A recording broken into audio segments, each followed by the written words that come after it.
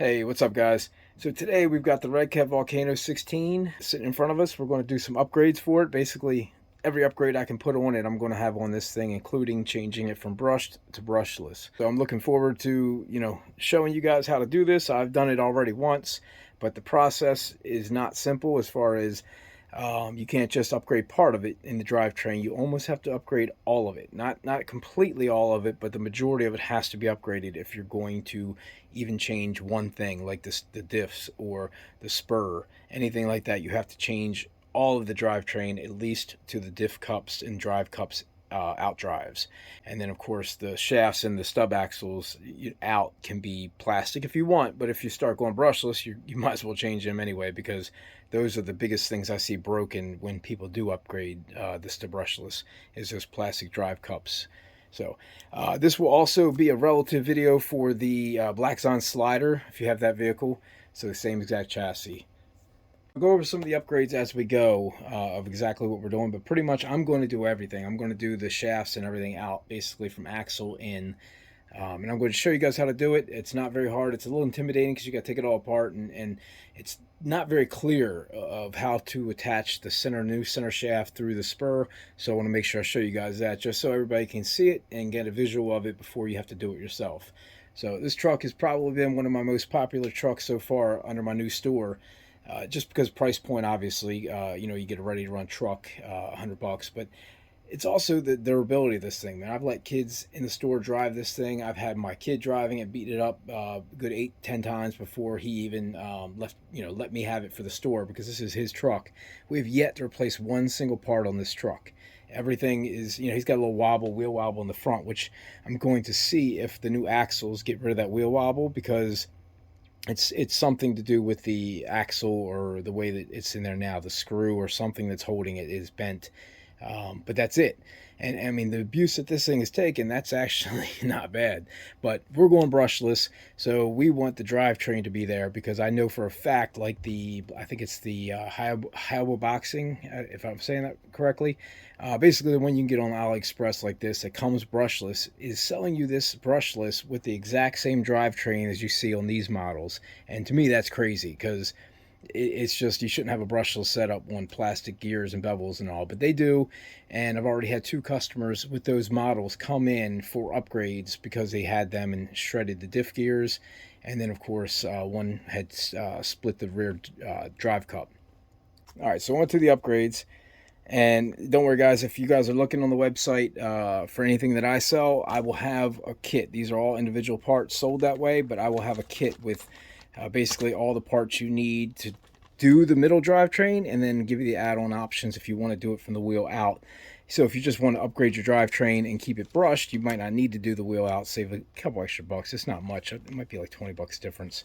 But the CVAs and things like that are worth it. So I'll make a bundle for both. But either way, that way you don't have to hunt for these parts and get them separately. These are for the diffs, so once you rebuild the diffs, you'll need those. And then, of course, the 2 gears, the 2 internals, and then the bevels. So you'll need 2 of those, one for front, one for rear. The CVAs, which we're going to be doing, I'll have these for the front. Again, you don't need to do them for the upgrades, but it's definitely recommended. The HD, the heavy-duty center drive shaft. This is what you need for the hook through the spur and the pinion. So you'll need that. The steel spur, of course, and then the rear axles and dog bones, and of course the brushless combo and things I'll get to once we get this thing all together and ready to go for the motor. Then we'll address that one.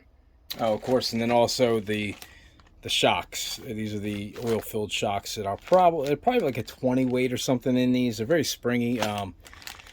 Yeah, there's not much to them, but I'll probably want to put like a 50 or something in them, giving them. But that's going to make a big difference in the bounce on this thing.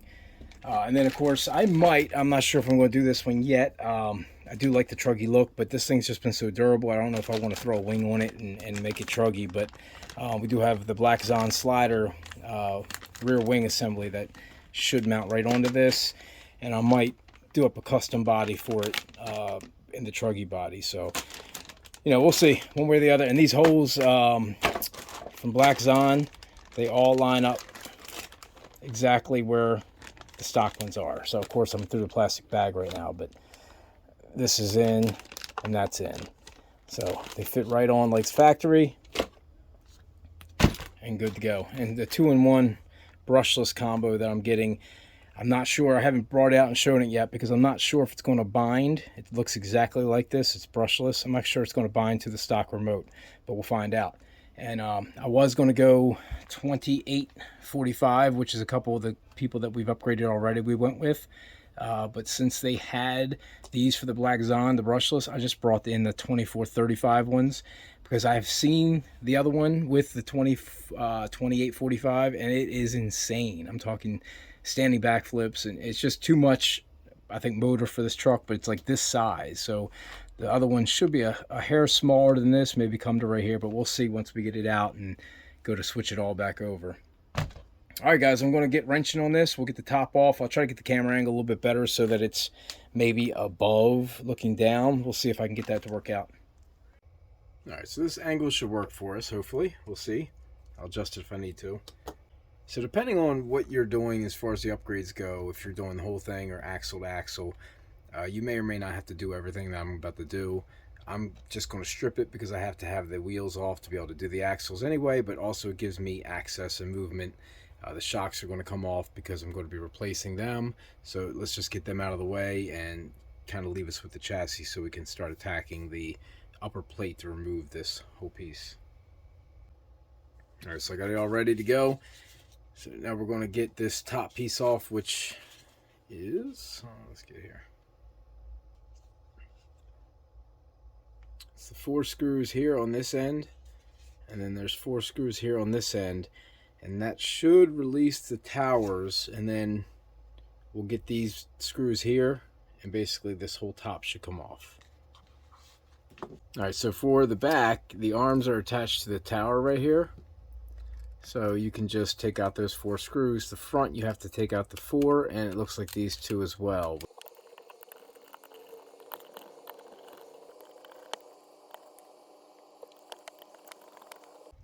So I took the 2 front bumper screws out. That gave me access to remove these 2 screws here that were holding the tower in. And then so the rear, you actually need to remove them too, because all of this piece here comes up as one. This whole centerpiece comes up as one piece. So we've got to get these 2 screws off here for the rear bumper. I think I'm going to go wheelie bar anyway for the rear. So I think we're going to remove this anyhow.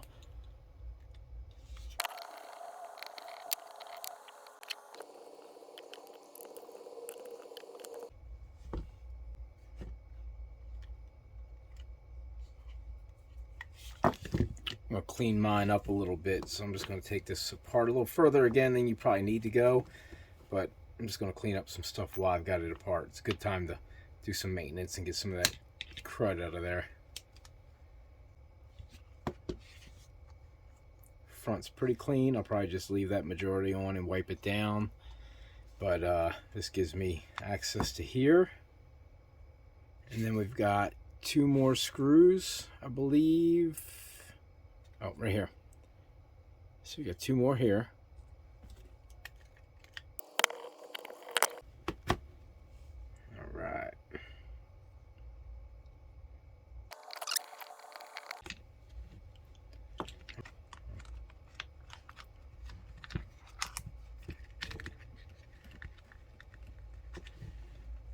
I'm going to go ahead and unplug the LEDs, because they should, if all the new stuff works out for the new ESC, they should plug right back in, and all this is just going to go right back on top. All right, here we go. Here's our access. So this is what we're going to be upgrading. Literally, the bevel and the internals here, the pinion gear here, the spur gear here, the HD shaft, which is going to go through the new pinion, our new spur, I mean. Then the front piece here, which is all going to be all this. The drive cups on all 4, and then of course the CVAs, and then the rear dog bones out as well, and then the stub axles and things to the tires. So basically we're going to overhaul this guy, and it's going to be a beast when we're done. Alright guys, so I'm just going to start from the rear, work my way forward, starting with one of the diffs. these are a pain in the ass to work on because you actually have to try to get to do the drive cups. You got to try to get the pin out of here, and this is such a tight area, man. It is a pain in the ass. It took us like, I don't know, 20 some minutes just to do one diff last time. So I'm going to get this all apart, take it out, show you what it looks like inside so you know what you're up against, and then show you how to get this one pin out, which is really trial and error and luck. Because I mean, getting that pin lined up and getting it in is just a pain in the ass. But again, I'll show you the process. Hopefully I can make it look easy, but we'll see. And make sure you have a very small Phillips head to be able to get into those Phillips screws right there. Not easy.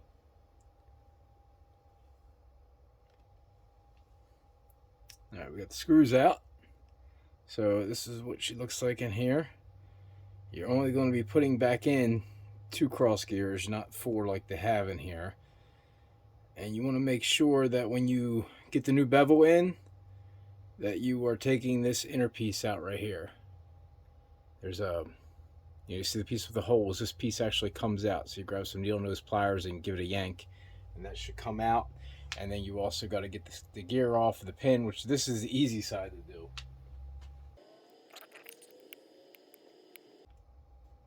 There you go. That piece is off.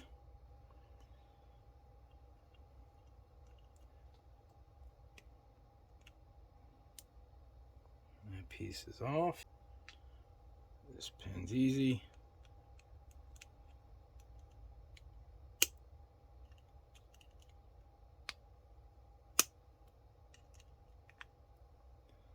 Just like so.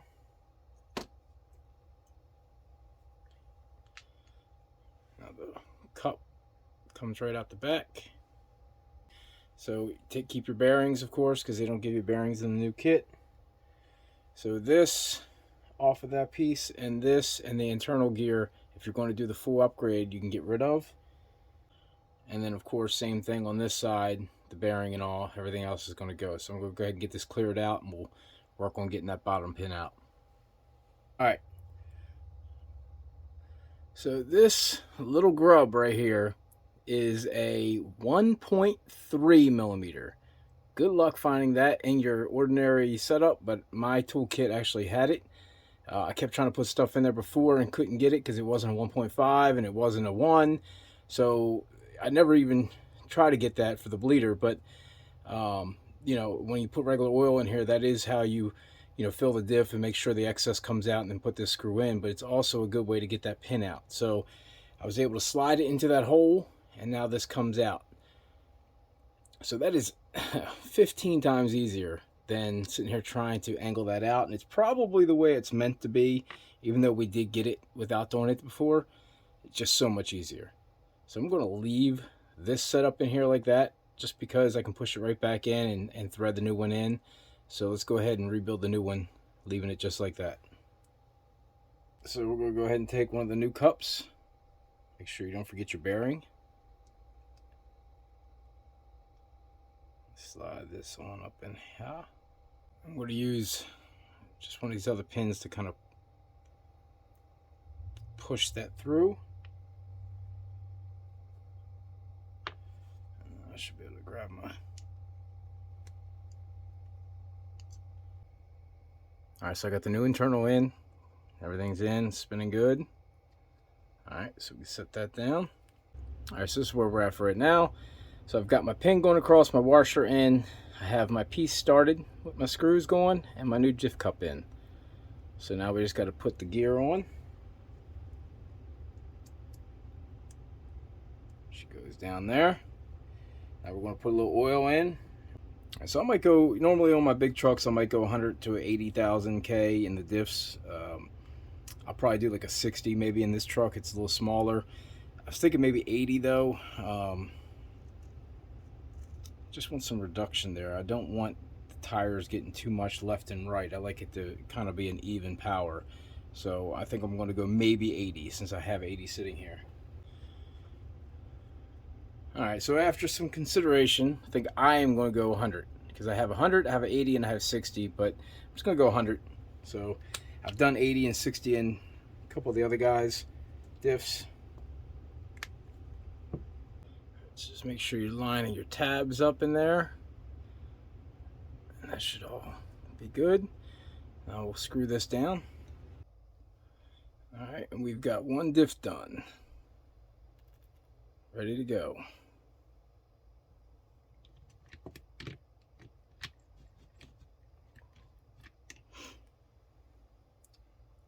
That's the difference in the look. Definitely a lot heavier, a lot beefier, and going to hold up a lot better. All right. Might just go ahead and get the second one going. Might as well. So I'm just going to go do the same thing with this one, guys, and we'll come back with two diffs ready to go. All right, so here we go. We got two diffs ready to go. Now I just got to get the drivetrain in. We'll get the motor out and get this stuff out while I get the drivetrain out. You should have, after doing your diffs, you'll have these two left. These are your diff pinions. They go on the ends here. So just hold them off to the side for now.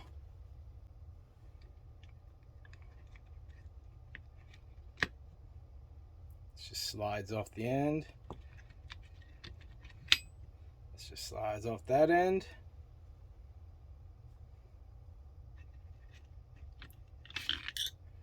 So start by taking the shaft, the piece with the dog bone end, go to the other end, slide this on here, and then you put the pin through. The two bearings from the front bevel come on here, hold off to there, they slide on. This piece fits into the groove like this. As you can see, the little pin there can't come out, even for right now. So as long as you screw this down, that shouldn't pop out on you. And then once it's in the truck, there's a gap like that, so it'll hold it in there without even being partial. But let's go ahead and get some thread lock and the screw on the end here. All right, so when you're all done, this is what you got. You get the screw on the end here, and this here that's going to lay down in there. That takes care of the front. So for the rear, you take your spur, and you take the drive cup here, you put it in there, just like that. Extends through enough for you to put the pin through, if you can see, if my hands aren't in the way.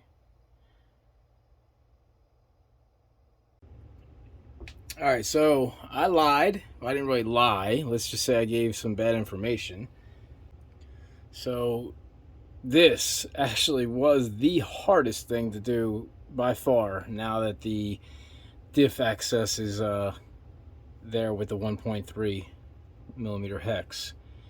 This thing, man, getting this pin, once you put the drive cup in, you put the drive cup in and through the flat part, and the piece of the diff that sticks up, you got to slide a pin that goes across and holds that in, just like you would on a diff cup. But the angle was like this, and you had to try to get it straight and to get to go in. So I finally was able to use my vise and get that in. And then of course you screw the pinion gear on the other end of that, put your drive shaft or your bearing on there. This will drop into here, and then of course when you put your dog bone through there, this will be up front, and that's your drivetrain. So we're going to go ahead and get this back together real quick and show you what that looks like. All right, drivetrain's in. I remembered my diffs the way they laid out. I had this backwards. I was just setting it in there, but you want to make sure that this is on towards the driver side of a regulation vehicle. This would be towards the passenger side in the front. And if you spin the spur, all is good. All right, so we're set. I'm going to go ahead and adjust the motor real quick. We're going to pull this motor out. I'm going to pop this ESC out. This should not be attached. Let's test that theory.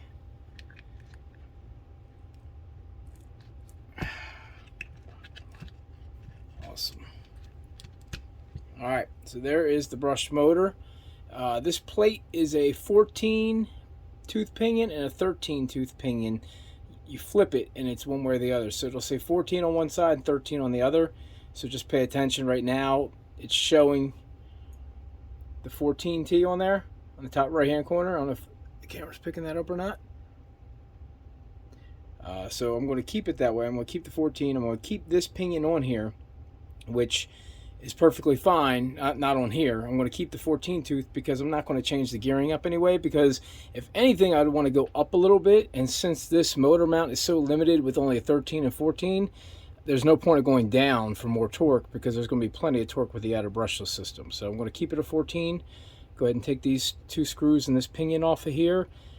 Might save my heat sink. I think it's going to be a little bit too big.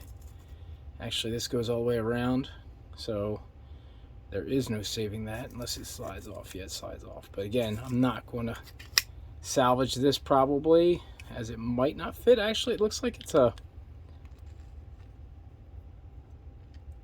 I don't know. We'll see. We'll see if it fits the new motor. I doubt it. Looks a little big. So at least with my motor setup that we're going with, this is not going to work. It's just not big enough. If this was a 2845, it seems like this might work. But for now, we're just going to set that off to the side. You know, I was looking to try to do a 2-part video with this. You know, I was going to show you the build of this, and then we were going to address and bring in the brushless stuff and show that setup afterwards. So the problem with that right now for me is I'm A, waiting for the motor pinion, and B, this truck doesn't go back together without the motor being in it. That whole top piece that needs to be put on top of it, I need the motor in place before I can do that. So with that being said, I'm going to get this back together the best I can, and we're waiting just to drop in the new motor and ESC, and then we'll go from there. So I do want to cover one thing real quick before I come back with all the drive shafts and everything ready to go. When you're talking about the brushless combo upgrade, this is the receiver. So if you look, and we're comparing these, this is using a different 3-wire compared to what looks like almost like a balance lead or something for like a 4S. It's not, but I'm just saying.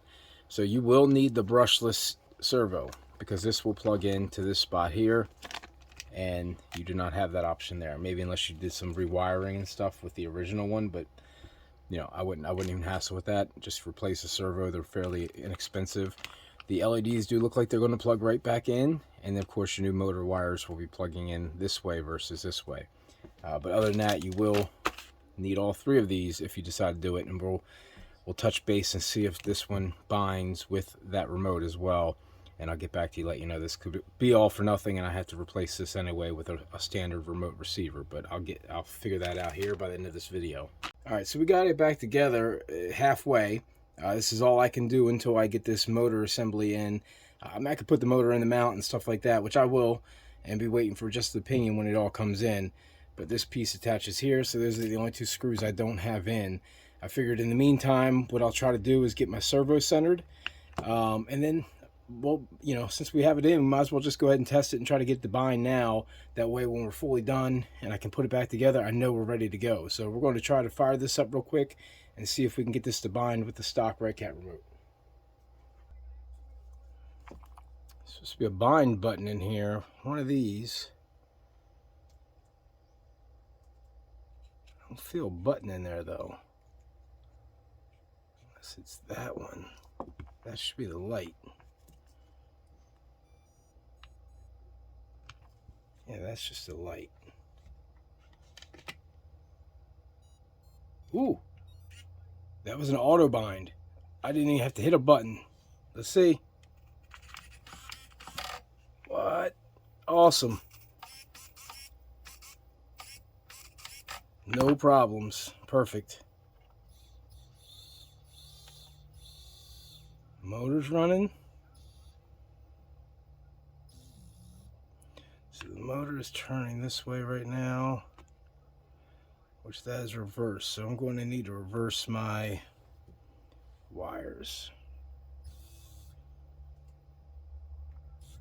Yeah, the motor wants to turn this way, which is going to force, oh wait a minute, no, it's going to force that pinion down this way. So we are going right. So if you do this, it is blue, yellow, orange, just like that.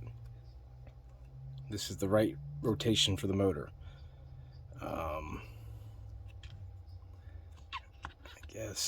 I guess that's the best way to put it in too, so that the wires buckle and go down. So yeah, we're all set, guys. This is ready to go. I'm going to go ahead and get my servo timing or alignment done, and get that back in screwed down. Hopefully, you know, that'll be solid and I won't have any issues there. And then all we got to do is put the motor mount on and wait for the pinion, and we're ready to go. So I'll be back when all that is ready and that's in, and we'll talk about the shock and the shock oil and stuff I did to get this thing feeling so great right now, because this is 10 times better than these friction shocks. So we'll see. All right, guys, be right back. All right, guys, we are all set. I got my pinion in, and it's set meshed. Fits in there perfectly. My gear mesh with this all the way down is automatic. So I had a little bit of rock here. I had to put pressure on this like the top would be. Yeah, a little bit of rock right there.